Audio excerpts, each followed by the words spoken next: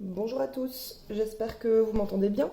Donc voilà, je fais cette petite vidéo pour vous réexpliquer ou expliquer à l'autre classe la méthode sur les arbres. Donc la méthode sur les arbres, vous l'aviez croisée déjà dans les exercices introductifs, donc au moment du tout début du cours. Donc on va reprendre un exemple simple par rapport à un lancer de pièces.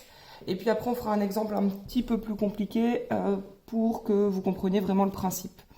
Alors, donc le premier exemple, c'est si on lance 2 fois de suite une pièce et qu'on note si elle retombe côté pile ou côté face, quelle est la probabilité des événements suivants? Donc, premier événement, obtenir 2 faces. Deuxième événement, obtenir 2 côtés différents. Troisième événement, obtenir au moins une fois face. La première chose à faire de toute façon, c'est construire mon arbre. Alors, mon arbre, je vais réfléchir à la façon de le faire. Donc, je peux, quand je lance une pièce, avoir soit pile qui se montre ou alors face. Donc j'ai 2 possibilités de réponse lors du premier lancer. C'est ce que j'ai noté ici. Donc je peux avoir soit pile, soit face. Une fois que j'ai pile ou face, j'ai combien de chances d'obtenir pile? Une chance sur 2. On ne peut rien avoir d'autre. Et même chose pour face, j'ai aussi une chance sur 2 d'avoir face. Quand je lance pour la deuxième fois ma pièce, de nouveau, je vais pouvoir avoir soit pile, soit face. Si j'ai eu pile au premier lancer. Si j'ai eu face au premier lancer, je peux aussi avoir soit pile, soit face.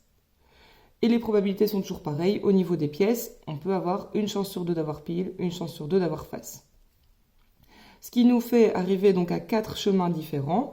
Donc le premier, j'ai pile en premier et j'ai encore pile au deuxième lancer. C'est le chemin numéro 1. Au chemin numéro 2, j'ai pile, puis j'ai face. Au chemin numéro 3, j'ai face, et puis j'ai pile. Et au chemin numéro 4, j'ai face, et puis j'ai encore une fois face. Alors, quand on avait vu dans les exercices introductifs les probabilités avec les arbres, je vous avais dit que quand on était dans un même chemin, donc comme ici, un de ces 4-là, qu'est-ce qu'on devait faire avec les probabilités? On devait les multiplier.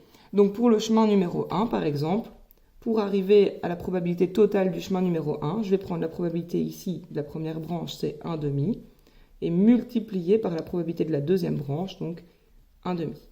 On est dans le même chemin, on multiplie les probabilités. Alors, petit rappel pour multiplier des fractions, on multiplie ensemble les numérateurs, donc 1 fois 1, ça donne 1, et on multiplie ensemble les dénominateurs, 2 fois 2, ça donne 4. Voilà. Alors, ça c'est pour un exemple de calcul au niveau d'un des chemins. On va maintenant répondre aux questions. Donc, quelle est la probabilité d'obtenir 2 faces? Alors, quel est le chemin qui fonctionne pour obtenir 2 faces? Pile, pile, non. Pile, face, non. Face, pile, non. Face, face, oui. Donc, c'est le chemin numéro 4 ici qui fonctionne. Donc, on doit calculer la probabilité du chemin numéro 4. Pour ça, on doit prendre donc la probabilité ici du premier, donc c'est 1/2, fois la probabilité du deuxième, donc 1/2. 1/2 fois 1/2, on l'a calculé avant, ça donne 1/4. Et on a fini pour cette question-là. Alors, au niveau de la question B, obtenir 2 côtés différents, donc je peux soit avoir pile et puis face, ou alors face et puis pile.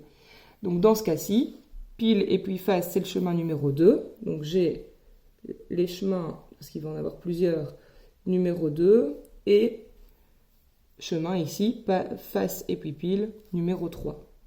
Donc j'ai bien 2 côtés différents, donc pile et puis face, et dans le numéro 3, face et puis pile. Je dois donc calculer les probabilités de chacun des chemins. Donc pour le chemin numéro 2, j'ai 1/2 fois 1/2 toujours. Bon, ici ça reste toujours des 1/2, donc ce sera à chaque fois la même probabilité. Donc 1/2 fois 1/2, ça donne 1/4. Et pour le numéro 3, c'est la même chose. 1/2 fois 1/2, ça donne aussi 1/4. Alors, petit changement par rapport à la question A. Ici, comme on a 2 chemins qui fonctionnent, donc plusieurs chemins, on doit avoir une probabilité totale et donc on va additionner les 2 chemins. Donc on va prendre le chemin numéro 2 plus le chemin numéro 3. Ça va me donner donc le chemin numéro 2, il a une probabilité de 1/4. Le chemin numéro 3, il a une probabilité de 1/4 aussi. Donc 1/4 plus 1/4. Alors quand on additionne des fractions, il faut qu'on ait le même dénominateur. C'est le cas ici. Donc je vais être en quart, on le recopie. Et puis on additionne les numérateurs. Donc 1 plus 1, ça donne 2. 2 quarts, je peux simplifier, donc il me reste 1 demi. Voilà pour la deuxième question. Au niveau de la troisième question, donc obtenir au moins une fois face. Alors au moins une fois face, qu'est-ce que ça veut dire? Ça veut dire que je peux avoir une fois face ou plus. Donc je peux avoir une fois face ou 2 fois face. Alors dans quel chemin est-ce que j'ai une fois face ou 2 fois face? Pile pile, il ne fonctionne pas. Pile face, j'ai une fois face. Donc le chemin numéro 2, il fonctionne. De nouveau, il va y en avoir plusieurs, c'est pour ça que j'ai mis un S à chemin. Le chemin numéro 3, donc face et puis pile, j'ai une fois face. Et le chemin numéro 4, j'ai face et face, donc j'ai 2 fois face, donc ça marche aussi. Donc j'ai les chemins numéro 2, numéro 3 et numéro 4 qui fonctionnent.